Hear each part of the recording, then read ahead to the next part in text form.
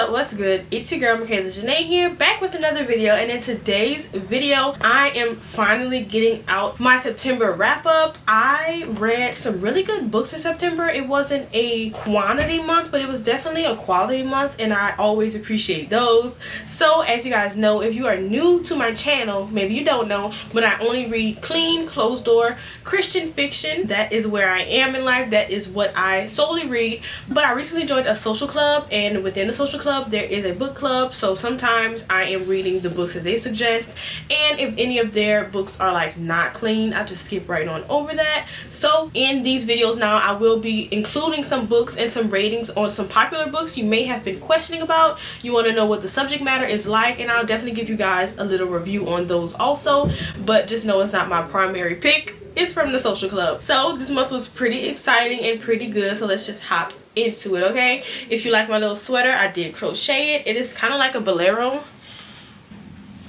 so they'll have shirt thing. You can also like close it up, stuff like that, but I just want to throw it on today with this little dress. Your girl's feeling cute, feeling pretty. So okay, so the first book that I read in the month of September was actually an ARC, which is an advanced reader copy. Your girl's really been getting in on her ARCs. It is such a blessing to receive ARCs. Like, I don't know if you guys know how exciting it is for me. I'm so glad that people trust me to review and read their books, and especially because they are clean Christian books. I definitely appreciate that. So the first book that I read this month was an ARC, and it was Penalties and Proposals by Ann Kemp. This is my first book I read by Ann Kemp, and I really did like it. Okay, of course I'm gonna read y'all the synopsis. The synopsis says, Willa: I never wanted to see Noah Beaumont again, ever.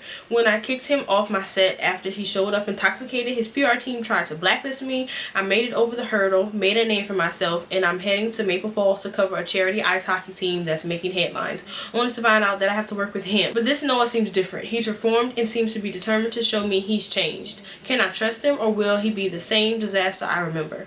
Noah: I've spent years trying to make amends for my past mistakes, questioning if I belong in the world of hockey or it's time to step back, be normal. But seeing Willa again brings up everything into sharp focus. She's a woman who haunted my thoughts since the day I met her. Now she's here in Maple Falls, and I'm determined to prove I'm not the same man she remembers.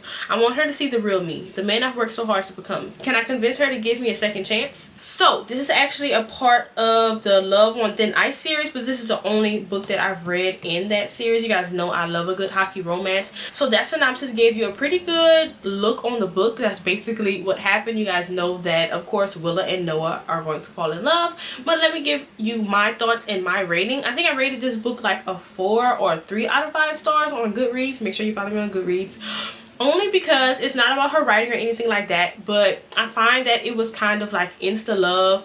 To me, they fell for each other pretty quick, but other than that, I loved the banter. I loved their relationship once they got into it, which it happened pretty quick.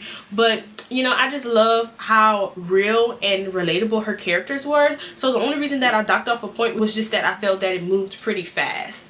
Of course, you didn't get a lot of backstory because this is their second time meeting, kind of like a second chance romance, because they had already had a bad experience with each other previously, and this is kind of their redemption arc. Well, really not theirs, just Noah's. But I really loved Noah in this book. He was so charming, very mannerable. I loved the scenes with him and the local girl who also plays hockey. That was really sweet. I wish we would have got more of Willa with her mom and the antique shop, because that was a really interesting storyline. I like that they didn't have too many other characters trying to confuse the book. You know, I don't like too many extra unnecessary characters, but her books really keep it tight and concise within the love story, and I really appreciated that and loved that. If you like hockey romance, you'll probably like this. It's not heavy on the hockey. It really does just focus on Noah and Willa trying to really get over and get past the fact of Noah's past. But honestly, once you get into the book, spoiler alert, Noah didn't really know a whole bunch about what was going on and happening to Willa from his PR team. A lot of it was not his fault, so I appreciate that. He wasn't really like a true bad guy. He was just going through some stuff, and you really see that he redeemed himself and completely changed. So I really did like this book, and I give it like a 4 out of 5 stars, and that's Penalties and Proposals. The second book that I read by Miss Ann Kemp was a whole different story for me. I absolutely loved it. and it is The Art of Falling in Love with Your Grumpy Neighbor. This was also an arc I received from her, and was I grateful for this book. It was so good. Let me go ahead and read you guys the synopsis. It says, Bex, expecting solitude from my new home shouldn't be the exception. But when you move next door to the grumpiest human on earth, what's a girl to do? Austin Porter may be a former football star, but this man does not have the attitude of gratitude. When the strip of land that divides our properties become a literal bone of contention, we finally find something we can both agree on: war. Only I don't want to fight. I want to show this man that sometimes the greatest comebacks happen once you're off the field. Austin. Was I defined by the game I played? Probably. Judging by the darkness I seem to be most comfortable seeking into, the memory of days now gone by is a weight that threatens to drown my soul. Then she moves in next door. I never expected a woman like Bex to appear and get me so fired up, but I can now see a beacon of light for the first time in a long time. She's everything I'm not. Warm, caring, full of life, and I'm pretty sure I'm falling for her. Now, that synopsis did not give too much. It left a lot to the imagination. This book was so good, and it was so great because it did Grumpy Sunshine so well, because he was literally grumpy. Like, I was literally laughing out loud to the scenes between these two. The fights they had was hilarious. Like, I don't even want to get into it and spoil it, but this author really did Grumpy well, because a lot of times they be doing grumpy and the person's not really grumpy, okay? No, he was really upset. He was depressed and going through it, and Bex was just an innocent bystander. They had actually previously met before at her best friend and his brother's wedding, I believe, and they were kind of flirting. They were starting to like each other a little bit, but by the time she moved down there to North Carolina or South Carolina, of course, one of the Carolinas, it was a whole different thing, because now he was out of the NFL and his feelings was just so hurt that he got injured and he didn't know if he was going to make it back. But, you know, things occurred, things happened. Bex ends up having to work for him and his family as like their assistant. They have some rental properties and she has to kind of like be the liaison, because he just wasn't doing anything. He was super rude, super mean, and there is a lot of things that they were arguing over. I also love the little dog in this book. Like, the dog is literally choosing Bex to be her owner because her owners were terrible. So that was also a sweet little part of the book. I did enjoy the dog content.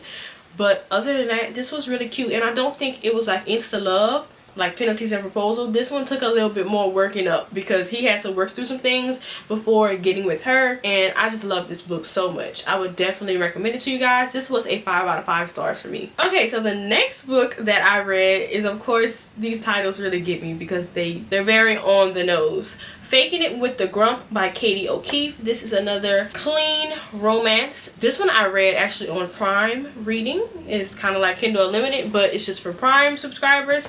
So this one says, it's one thing to be dumped by the guy you thought you were going to marry, but it's quite another to move back to the small town you're both from, where he's a huge Hollywood celebrity and you're not. But I need to be home right now, surrounded by the people I love, working in my new teaching job at Hunters Creek Elementary. The problem is everyone is trying to set me up with their son or their nephew or their long lost cousin twice removed. Either that or they're throwing me pitying looks. What do? I spot the new guy in town, Christopher Young. The suit wearing definitely does not belong here, stiff. And I go right up to him and I kiss him. It's unexpectedly nice. As in, blows your socks off nice. But I'm not looking for a relationship with the guy. Not a real one anyway. As a temporary resident, Christopher is the perfect fake boyfriend material. And just what I need to get the townsfolk off my back. The fact that he's gorgeous in a buttoned up kind of way and doing weird things to my blood pressure doesn't mean a thing. Really, not a thing. Okay, so this book was really good. I think I did rate this one a 5 out of 5 on Goodreads because I just loved it. I enjoyed the writing.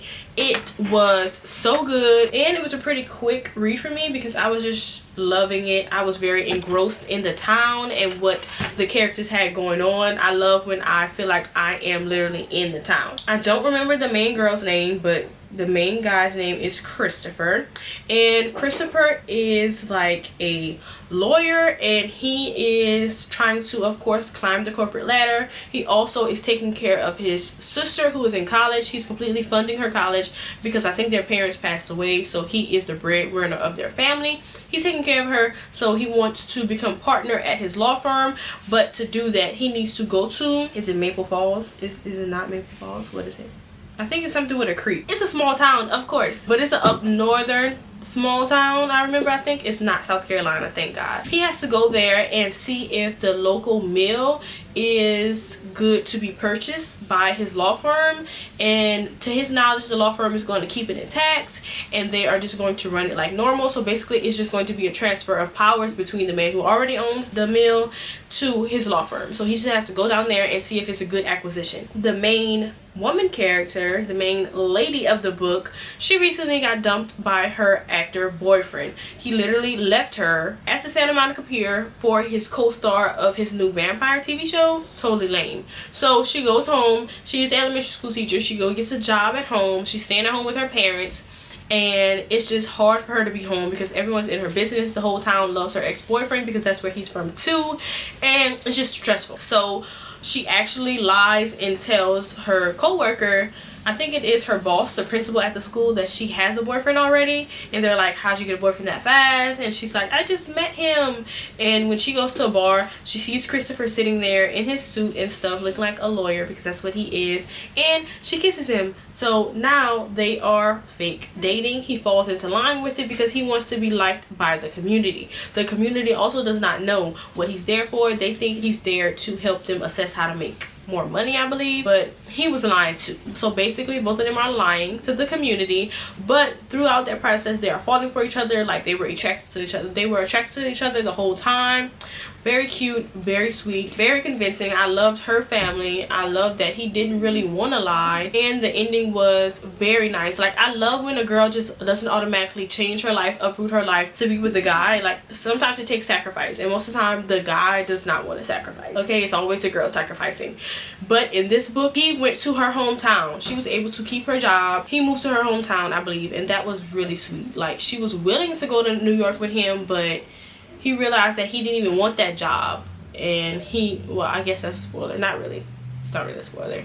In these books, they end up together. So they end up together, and I just love that she didn't have to sacrifice what she was doing, her life, her choices, to be with him. So this book was another 5 out of 5 stars for me. The next book that I read, which was the one that I read most recently, is The Christmas Sketch by Toni Shiloh. This is her most recent release. Like, it literally came out August 24th.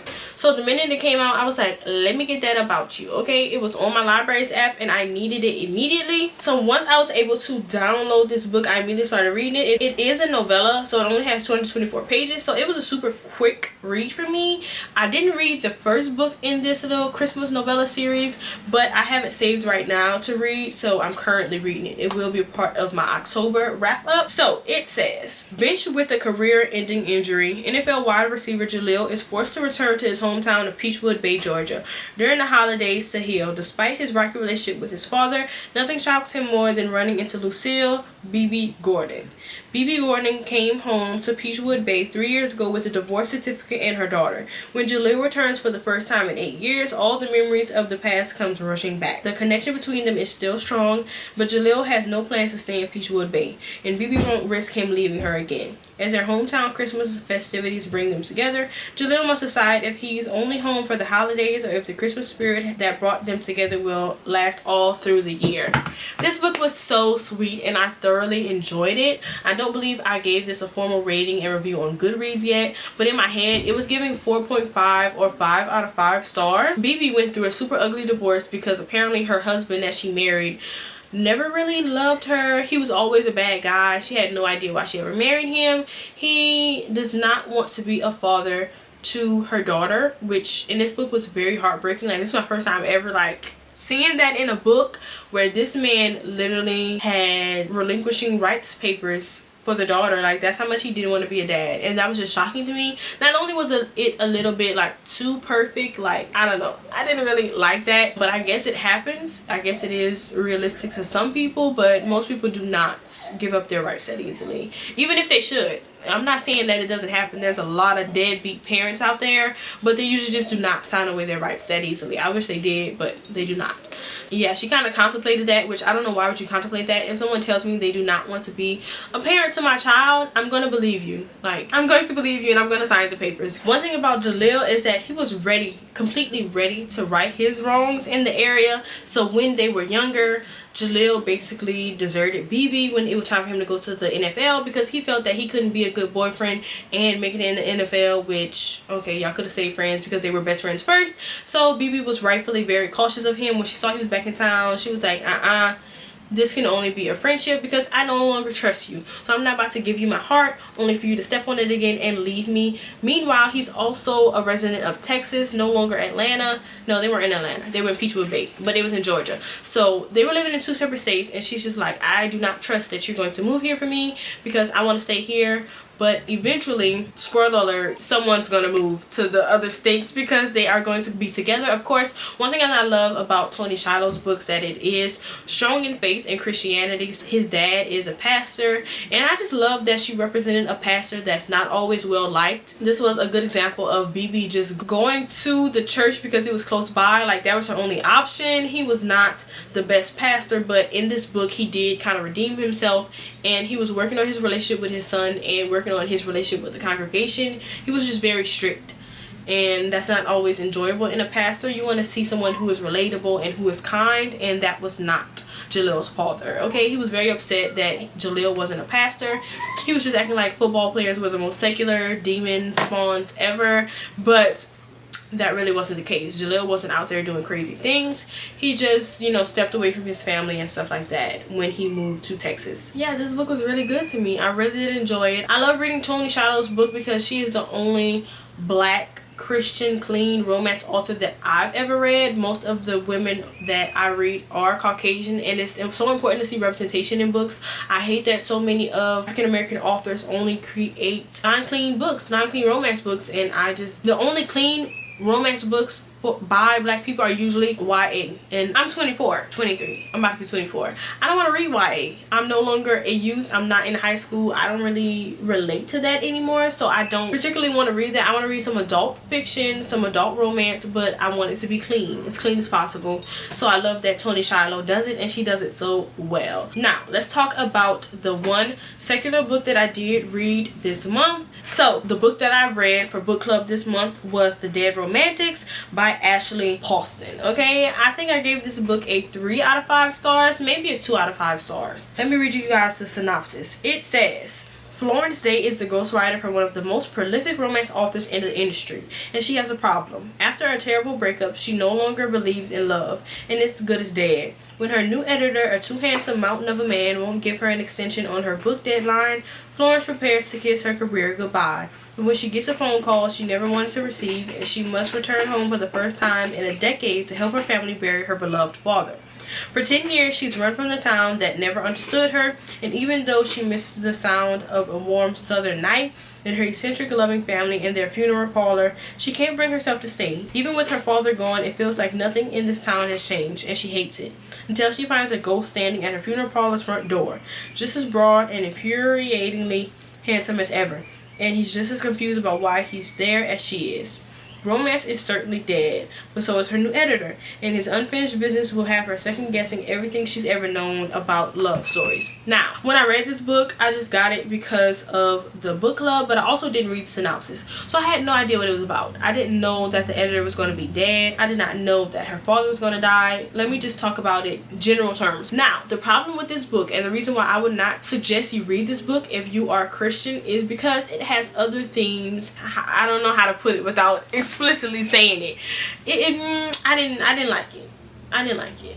It was trying to do too much and include too much in it, and I didn't like that. Not only did I not appreciate her writing style, Ashley Poston in general, she was very all over the place, and like we said at the book club, it was giving Wattpad. I don't know, it was just so predictable. Everything that happened was predictable except for the 2 twists at the end.